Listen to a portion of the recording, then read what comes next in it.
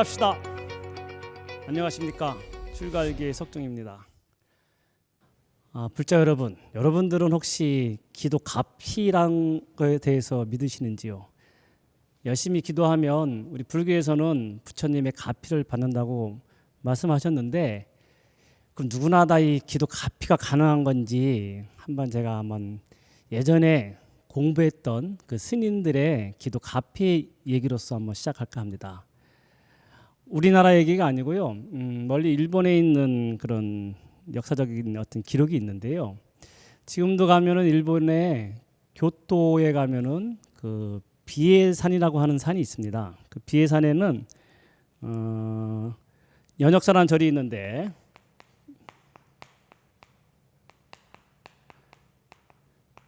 비에산이라고 하는 산에, 이 비에산이 천태종, 일본에는 여러 종파가 많잖아요. 그 가운데 천태종의 총본산이 있는 그런 산입니다. 거기에 있는 이름이 절 이름이 뭐냐면은 연역사라고 하는 절이 있는데, 이 연역사가 일본 천태종의 총본산이에요. 지금부터 한 1200년 전에 최증이라고 하는 스님이 저기 중국에 가가지고 천태종의 그 법을 이어와가지고 이 일본에 뿌리를 내린 그 근본 도량인데, 이 연역사라고 하는 절에 또 그 뒤에 가면은 암자가 있는데 정토원이라고 하는 암자가 있습니다. 정토원은 이 뭐가 유명하냐면은, 여기에는 스님이 정토원에 연역사가 이제 큰 절이고 그 이제 암자격이 되는데, 여기는 정말 수행 열심히 하는 스님이 가가지고 기도를 하는 것이에요. 근데 어떤 기도를 하냐면은, 이 정토원에 들어가면은 한 스님이 한번 들어가면은 12년 동안 수행을 해요. 그러면 12년이 마치면은 다음 스님한테 그 수행을 또 이어서 계속 이어오는 거예요. 근데 이것이 1200년 동안 쭉 수행이 이어오면서 부처님 법이 한 번도 끊긴 적이 없다고 하는 그런 사실입니다. 어떻게 수행을 하냐면요, 여기서 천태종에 있는 연역사에서 전국에 있는 스님들한테, 천태종 스님들한테 공고를 냅니다. 그러면 뭐냐면은, 여기서 12년 동안 바깥에 출입을 금하고 일체 나가지 않고 이 절에서, 특히 암자인 이 정토사에서 12년 동안 계속 수행을 하는 거예요. 그렇기 때문에 신체 건강하고 신심이 있는 그런 스님을 모집해요. 많은 스님들이 이제 모집하면은 그 가운데 한 분을 갖다가 선발해가지고, 이 스님은 여기 들어가면 12년 동안 한 번도 안 나가는 거예요. 근데 어떤 수행을 하냐면은 12년 동안 24시간 동안 잠을 안 자는 수행입니다. 그 다음에 그 낮 시간에는 3000배를 갖다가 매같이 하는 거예요. 3000배 우리 하듯이 오태투지로서 이렇게 지극정성 하는데, 한 번 하고 또 하고 그런 게 아니고, 한 번 한 다음에는 그 다음에 또 향을 사르고, 향이 우리 같이 이제 이런 피는 향이 아니고 뿌리는 향이 될 수 있겠는데, 하여튼 한 번 절하고 향을 사르고, 이렇게 하루 동안 3000배 갖다가 계속 합니다. 그렇게 하면은 한 15시간 이상씩 걸린다고 해요. 그러면은 남는 시간에는 자는 것이 아니고 그대로 가자장섬을 입고 거기서 잠깐 졸더라도 장 잡으라, 이 누워가지고 이불을 펴고 자는 게 아니고 잠깐 앉아가지고 잠깐 졸다가 또 그 다음 날이 되면은 일어나가지고 옷을 안 벗고 그 먹는 거 채소로 하고, 그 다음에 이 하루 종일 3000배를 하고, 이것을 12년 동안 하는 거예요. 그러면서 어떻게 되냐면은, 이 스님이 여기서 뭘 받아야 되냐면은 대승계, 쉽게 말해서 부처님한테 그 계를 갖다 직접 받는 그런 경험을 해야 되는 거예요. 이것을 서상수계라고 하는데, 상서로울 설자에다가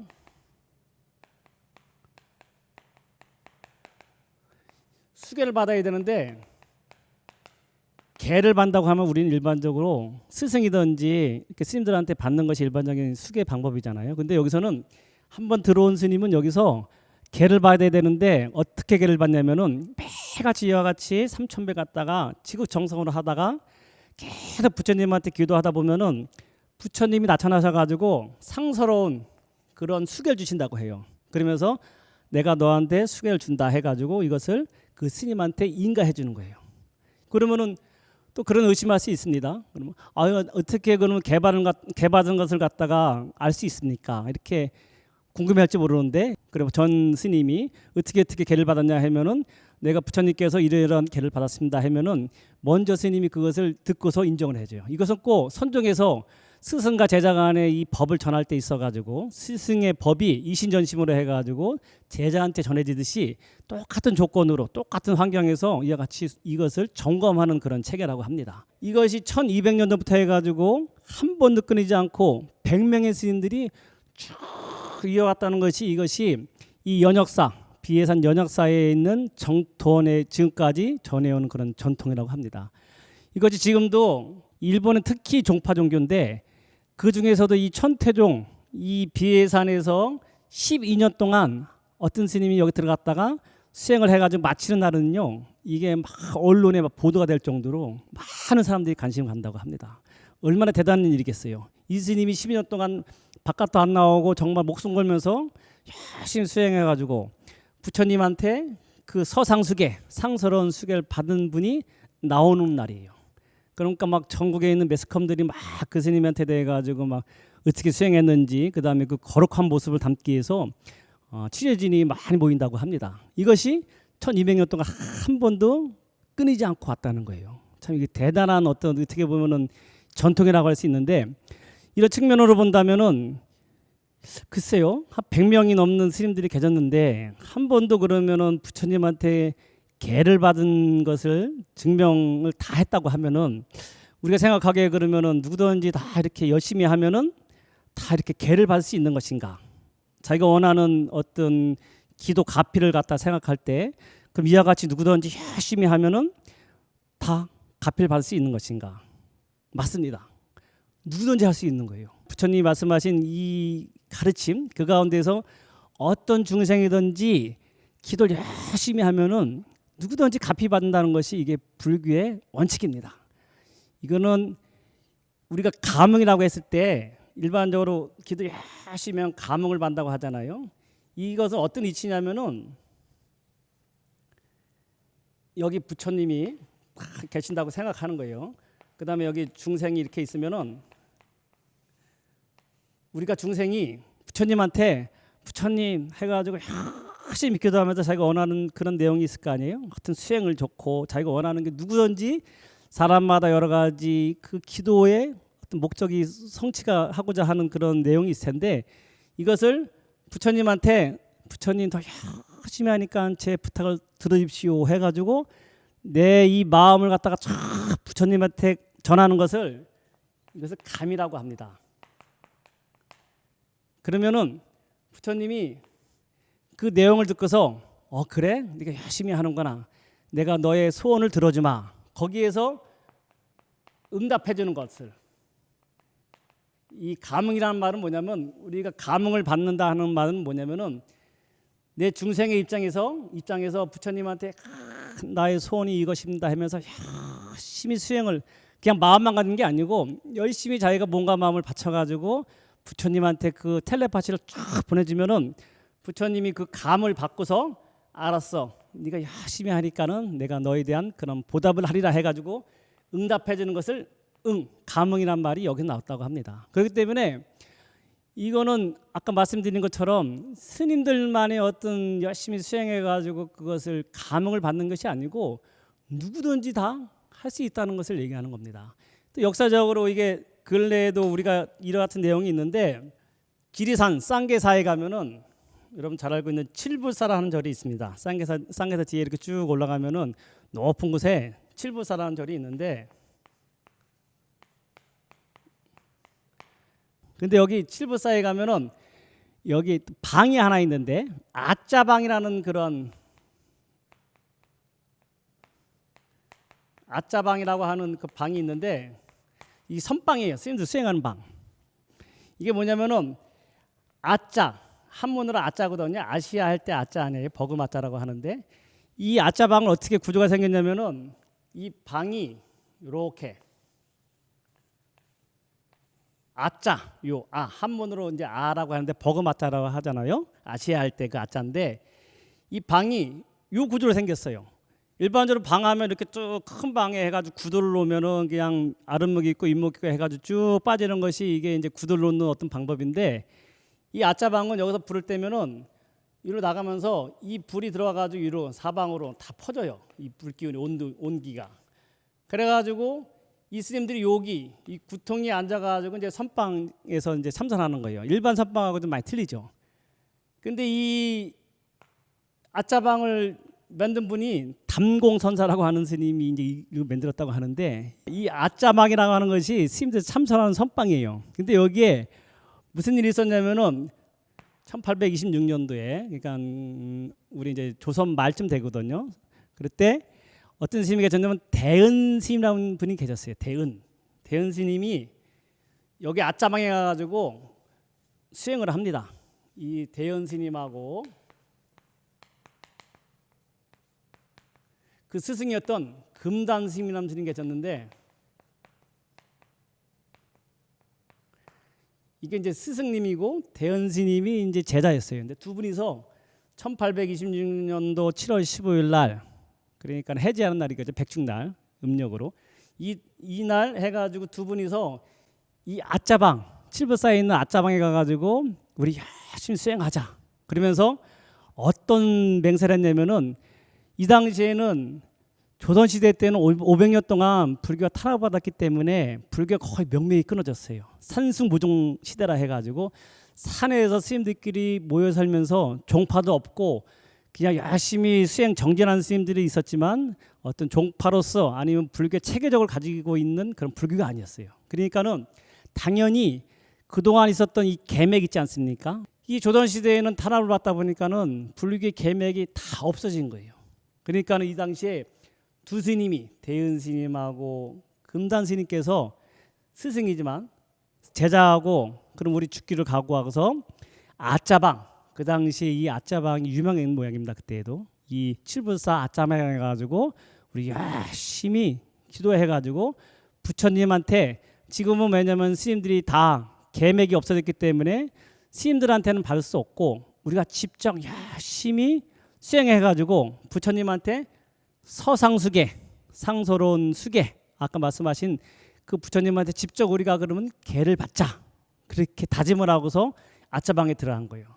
그래가지고 이 대연 스님하고 금단 스님이 거기서 열심히 수행했는데, 이 스님들이 선근이 있었는지 일주일 만에, 아까 일본에서는 그 정토원에서는 12년 동안 수행하다가 그 부처님의 서상수계를 받았다고 하는데, 이것은 길고 짧은 것이 그것이 뭐 어디 수행을 잘했다 못했다 그런 차원은 아니고 각자의 근기든지 상황마다 틀린 것 같아요. 근데 이 스님께서는 그 원력이 대단했는지, 그 꺼져가던 그 계맥을 갖다가 이어겠다고 하는 그 원력이 대단했는지, 대연 스님이 일주일 만에 부처님한테 이렇게 서상수계, 그래 내가 알았느니라, 이게 지금 조선의 불교가 다 계율의 이 맥이 끊어졌기 때문에 내가 너에게 이 부처님의 계맥을 읽도록 하겠느니라 해가지고 부처님이 이 대은 선사한테 서상수계를 줍니다. 수계. 그래가지고 내가 너한테 이 계맥을 줄 테니까는 앞으로 너는 이것을 가지고 많은 사람들한테 알리도록 하라. 그렇게 얘기한 거예요. 그러니까 어떻게 보면은 금단 스님은 스승이었고 이 대은 스님이 제자였는데, 대은 스님이 서상수계를 받은 거예요. 그러면 일반적으로 생각하기에 스승 입장에서는 자존심 상할 것 같잖아요. 아니 같이 했어도 그렇지, 아무리 제자가 뛰어나다고 하지만 제자가 먼저 이 부처님한테 계를 갖다가 서상수계 갖다가 쫙 받은 거 아닙니까? 그러면 일반적으로 조금 뭐 시기심도 있고 제자지만 좀 꺼리직한 그런 마음이 있을지 모르겠는데, 이 근단 스님은요 이 대연 스님한테 다 삼별합니다. 스승이지만 제자한테 삼별한 다음에 대연 수자요, 이 불법에 있어서는 먼저 깨치고 뒤에 깨친 것이 있듯이 부처님의 계를 받는 것이 앞뒤는 근기에 따라서 자기가 한 만큼 받는 것이기 때문에 걱정 마십시오. 대연 스님 당신은 나의 제자지만 나의 스승이 되는 겁니다 해가지고 이 대연 스님한테 스승인 금단 스님이 계를 받습니다. 부처님한테 그동안 끊어졌던 그 계맥을 받아가지고 금단 스님이 조선에서 끊어졌던 그 맥을 갖다가 제자였던 대은 스님한테 받아가지고 이 금단 스님이 쭉 그 계맥을 갖다 펼치는 것이 조선 시대의 계맥의 그런 흐름이라고 할 수 있겠습니다. 근데 이 아시겠지만 이 대은 스님이 파가 이게 계를 갖다가 받는 것이 어떤 종류가 있냐면 두 가지 종류가 있어요. 제일 좋은 건 뭐냐면 일반적으로 스님들한테 가가지고 직접 어떤 계사 스님이라고 하거든요. 부처님 계를 갖다 잘 율장을 공부해가지고 계를 갖다 철저히 지켜가지고 그 대율사로서 요즘에는 뭐 전계사, 전계대하상 그런 말 쓰는데 우리 이 조계 중에서는 그와 같이 계율이 밝고 계율을 잘 지킨 스님한테 그 제자가 돼가지고 그 스님한테 있으면서 율장을 배워가지고 본인도 열심히 계율을 지켜가지고 후손한테 전하는 것이 이게 율장의 계맥의 이제 그때 일반적인 방법인데 서상수계를 받는 방법이 있고 또 한 방법은 스님한테 아까 말씀한 것처럼 받는 거거든요. 근데 여기서는 대은 스님이 해가지고 서상수계를 받아가지고 끊어진 것을 이어줬고 그것이 이제 금단 스님을 해가지고 쭉 퍼지면서 이 대은 스님의 이 율맥이 주로 어디로 갔냐면은 해인사, 요즘에 우리 잘 알고 있는 해인사 있지 않습니까? 해인사, 그 다음에 저기 송광사, 이 삼부사찰 가운데 주로 해인사든지 송광사에 있는 계맥은 이 대은 스님으로부터 이어지는 금단 스님으로 내려오는 이 맥이 쭉 해가지고 나중에 보면은 뭐 우리가 잘 알고 있는 그 3.1운동 그 민족 대표였던 우리 용성 스님한테 이게 전해지고 그 다음에 용성 스님을 해가지고 쭉 계맥이 전해지는 것이 대은 스님 맥이에요. 이게 우리 조계종에서는 맥이 한 두 가지 세 가지가 있는데 대표적인 것이 1826년도에 서상수계를 받은 그런 계맥이 있고 또 하나는 뭐냐면은 시간이 좀 흐른 다음에 부처님한테 서상수계 받은 이것을 인정을 하는데 그래도 조금 뭔가 좀 의심스러워 이게 서상수계라고 하지만 그러면서 한쪽에서는 서상수계 말고 그러면 직접 계맥이 끊어졌기 때문에 우리나라에는 없지만 그 당시에 청나라에 중국에 그 계맥이 쭉 내려온 게 있거든요. 그래서 1892년도에 이때 이제 만화 스님이라는 분이 계시는데 우리나라는 대은계, 만화계 대표적인 게 계맥이 이렇게 형성이 되는 거거든요. 그것은 조선시대 때 이어오는 그 끊어졌던 것이 이어오는 데 있어가지고 서상수계를 받았느냐 아니면 만화 스님은 한참 보니까는 한 70년, 60몇 년 후에 이 1892년도에 만화 스님은 이게 서상수계를 받은 것도 위대하지만 그러지 말고 근거가 있게 하려면은 부처님으로 해가지고 인도에서 내려온 거 인도가 다시 중국으로 넘어온 그 계맥이 있기 때문에 그러면 중국에 가가지고 우리가 받아오는 것이 더 정확하지 않은가 해가지고 만화 스님이 그 당시에 청나라 때 북경에 법원사라고 하는 절에 가가지고 창도 스님이라고 하는 대율사한테 율맥을 받아와요. 이 만화 스님이. 그래가지고 이 만화 스님이 중심이 돼가지고 그 밑에 쭉 대표적인 것이 경상도에 있는 범어사, 그 다음에 통도사, 요 맥들은 다 이 만화 스님 맥이라고 합니다. 다시 한번 말씀드리면 대은 스님 맥은 지금 일찍 시작됐는데 서상수계로 해가지고 해인사든지 송광사 전라도 쪽으로 이것이 전파가 됐고 그 다음에 만화 스님 이 계맥은 주로 범어사 그 다음에 통도사로 해가지고 쭉 내려와가지고 지금까지 이분들의 영향으로 해가지고 계맥이 쭉 내려온다고 이해하시면 되겠어요. 그리고 여기 보면은 이제 만화 스님 맥 중에서 보면은 이제 자운 스님이라고 있거든요. 근데 이 계율을 갖다가 이 정리한 분인데 1980년대 이후로 수계자들은 자운 스님이 이걸 다 거의 그동안 계율에 대한 이것이 정리가 안 됐던 것을 자운 스님이 오셔가지고 이것을 거의 계율의 율장이든지 정리한 분이 있는데 이 자운 스님이 이 만화 스님의 그 대표적인 제자였어요. 그 흐름 속에서.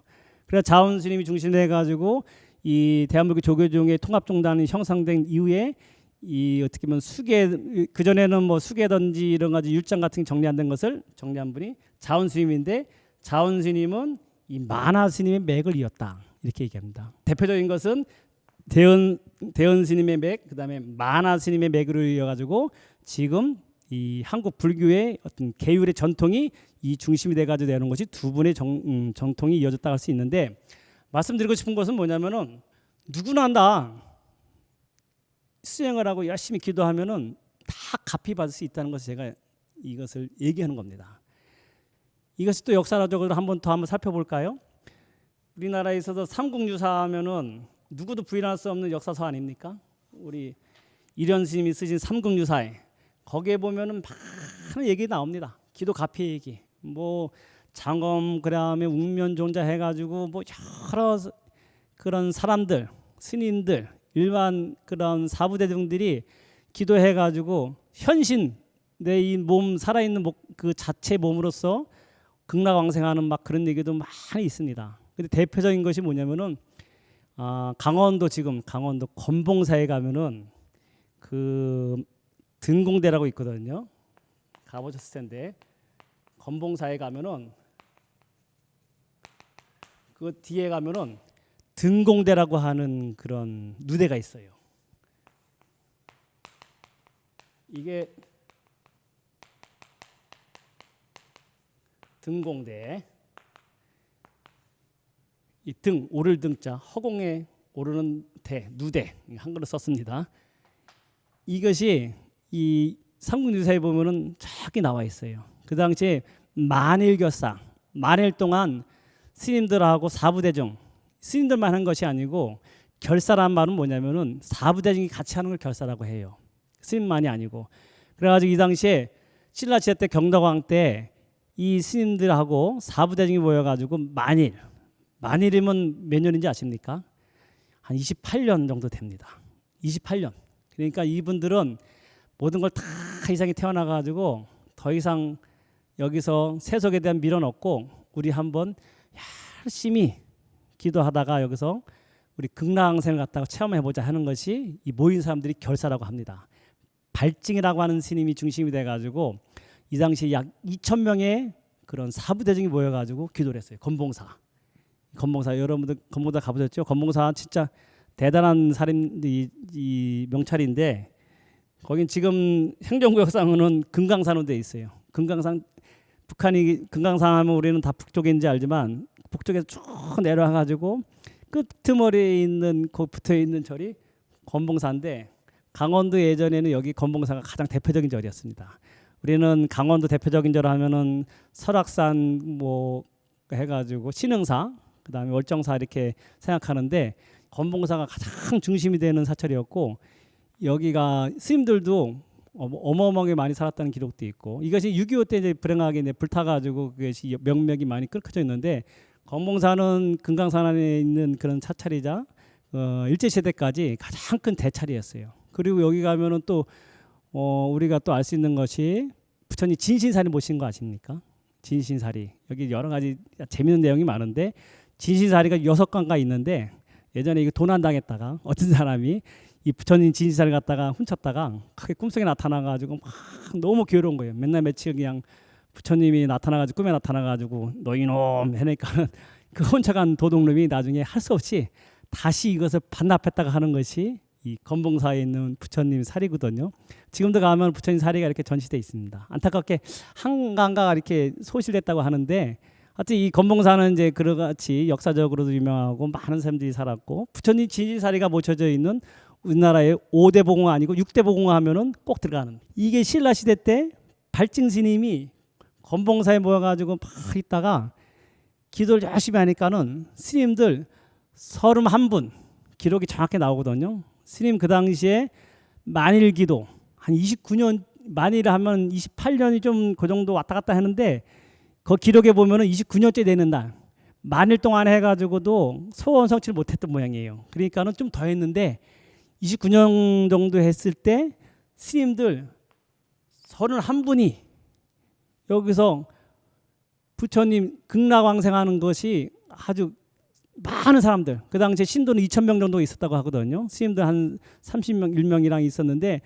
나중에는 나무아미탑을 그 기도는 나무아미탑을 극락왕생 기도하는 거거든요. 내가 살아생전에서 부처님 세계 극락 정토에 바로 가리라 하는 그런 마음으로 만일 동안 나무아미탑을 갖다가 연부를 하는 그런 결사였는데 31분의 스님들이 여기서 등공대라고 하는 요 건봉사 뒤에 거기 한 2km 정도가 올라가면 등공대라고 하는 그 산의 정상 쪽에 이렇게 있는 누대같이 생긴 곳이 있는데 여기서 31명의 스님들이 하늘로 진짜 올라간 거예요. 이게 삼군지서에 나와 있는 기록이거든요.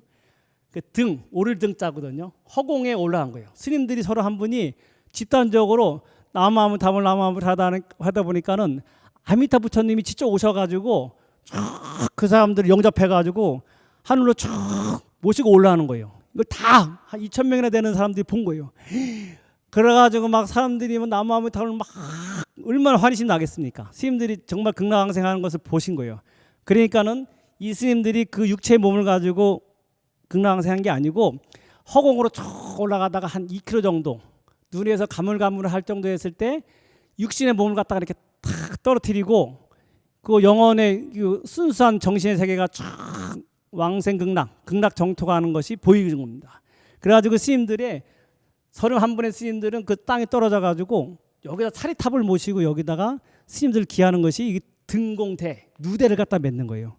그래가지고 스님 31분의 스님들만 여기서 해가지고 왕생극락한 게 아니고 그 모습을 보고서 1,800, 2,000명 정도 있었다고 하는데 기록이 정확하지 않습니다. 근데 그 신도들이 그걸 보고서 진짜 열심히 또 막 절을 한 거예요. 1,800 정도 했으니까는 1,800배인가 이렇게 절하니까는 그 신도들 가운데 막 왕생극락하는 게 막 있는 거예요.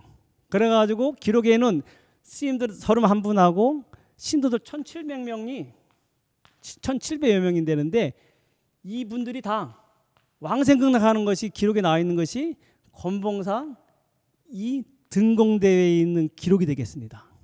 이게 지금 같으면은 기적이라고 할 수 있는데 분명히 이것이 한두 명이 본 게 아니고 수많은 사람들이 본 것이고 이것을 직접 체험한 것을 갖다가 그것이 전해지는 것을 이런 스님이 그 위에 있다가 내려오는 것을 갖다가 적은 것이 건봉사 등공대의 기록이라고 할 수 있습니다. 이게 그러면 어떻습니까, 여러분들? 제가 말씀드렸죠. 누구든지 그러면 기도하면은 기도의 갚이가 받을 수 있느냐? 100% 받을 수 있다는 겁니다. 내가 잘나고 못난 거 아무 상관없고 불교를 지금 처음 들어와 가지고 얼마 모르는데 해도 됩니까? 아무 상관없어요. 오랫동안 한 사람도 상관없고 지금 한 사람도 상관없고 나무아무 답을 한 사람도 상관없고 간세모살, 지장모살 아무 기도 어떤 기도든 간에 열심히 중요한 것은 일심으로 해야 되는 거예요. 감흥을 받는다는 것은 뭐냐면은 부처님한테 내 이 몸과 마음을 다 바친다는 것은 대충 해서 하는 것이 아니고 이 스님들 보세요. 다 몸과 마음을 바쳤기 때문에 그 갚이를 분명히 받은 것이거든요. 그런 입장에서 본다면은 누구든지 어떤 중생이든지 빠짐없이 부처님의 갚이를 받을 수 있다는 것이 불교에서 말하는 이것이 부처님과 중생들 간의 약속인 것입니다. 다시 한번 말씀드리면은 이치는 뭐냐면은 천강유수 천강이라고 했어요. 옛날부터.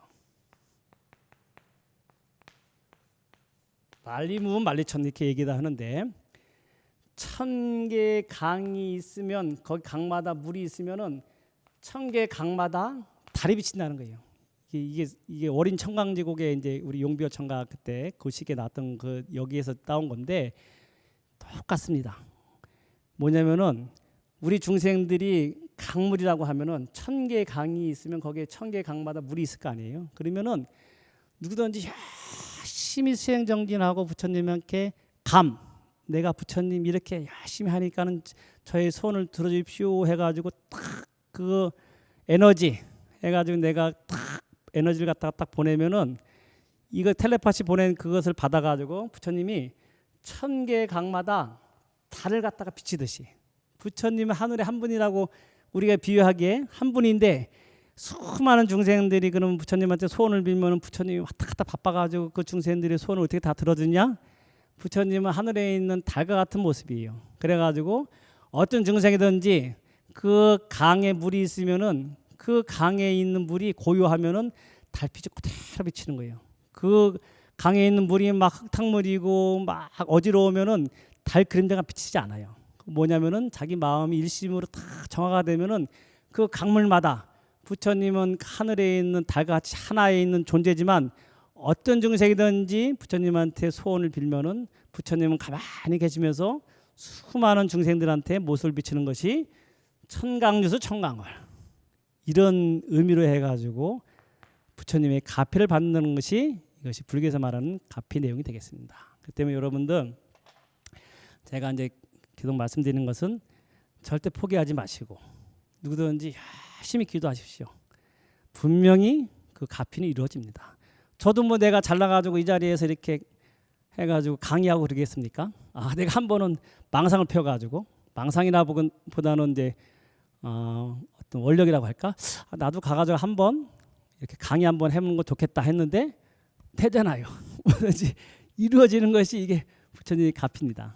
여러분들 끊임없이 정진하다 보면은 누구나 다 부처님 가피 받는다는 것을 명심하시고 열심히 수행하는 그런 불자가 되기를 발언해 보겠습니다.